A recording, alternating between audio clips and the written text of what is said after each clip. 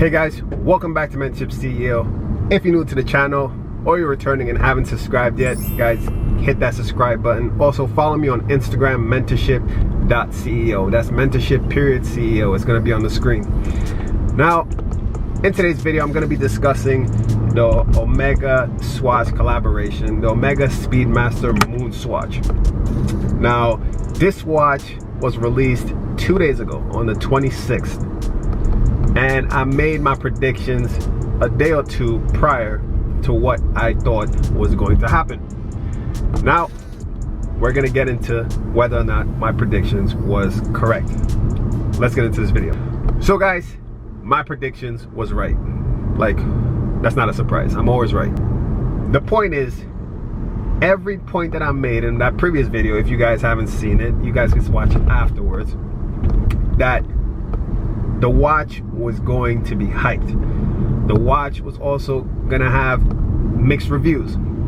The watch was gonna be sold at a high premium. And when I said the price that I thought it would sell at, I kinda in my head was like, no, it could never. Maybe 100 or 200 above retail, but not that much to what it is. I'll mention how much I saw the Omega Swatch MoonSwatch going for. And let's just get into it. The first point. The watch was going to be hyped. I've seen video, I've seen pictures of the day of the release, how many people were out in lines around the building of the Swatch retail store to pick up this watch. A lot of individuals that were passionate about watches and a lot that just wanted to buy it to sell it on the secondary market. So that kind of kills the spice or the essence behind, you know, this whole Speedmaster watch. It just kills it to see like it's almost like those hype sneakers where people line up and sleep outside the building just to buy the sneaker to even sell it, resell it mostly. It just kills it. Now, the mixed review aspect is from individuals that are passionate about watches and also like dealers that I've seen so far.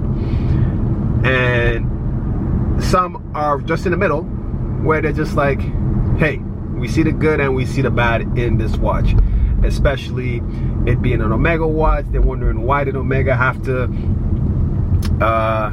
do this collaboration? It's more of a benefit for Swatch, not really Omega. Like, and I get it. It's a watered down Speedmaster that has a quartz movement, because the original Speedmaster has automatic or manual movement in it, but this one is quartz. It's made out of bioceramic material, and the strap is a little cheap. It looks cheap. I mean, the watch is $260. So the mixed reviews on that, you know, a lot of people are just saying like, why did Omega have to do it? But at the same time, we're like, yeah, Swatch is a quality, you know, brand, and Omega is a quality brand, but why did they have to do it? Who's really benefiting from it? You know, I'm still waiting, you know, a couple more days to really see what turns out of it.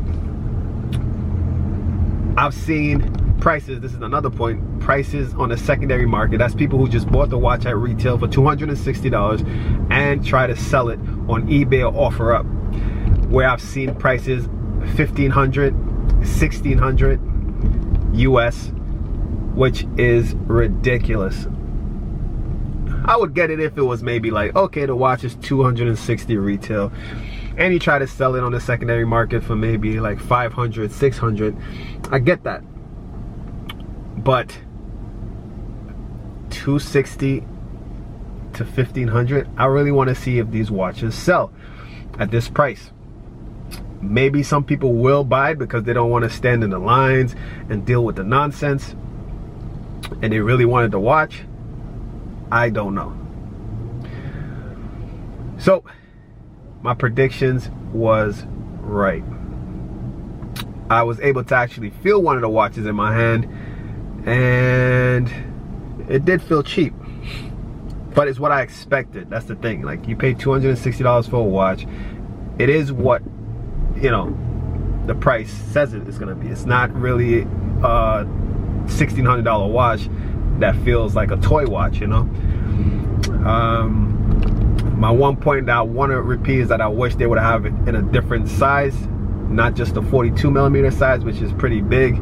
They should have had it maybe in like a 39, where a lot of more ladies would enjoy it and kids would enjoy it as well, because I think it's really targeting children at the whole aspect of having, you know, the planets. And yeah, it would have just made it a really interesting watch for a child to have, you know, depending on their background and what they're interested in, and NASA, and yeah, it would have been fun. So let's just see what really turns out with this whole Omega MoonSwatch. Guys, I'm gonna leave it there. Give the video a thumbs up, hit that like button, follow me on Instagram, mentorship.ceo, and stay tuned for the next video.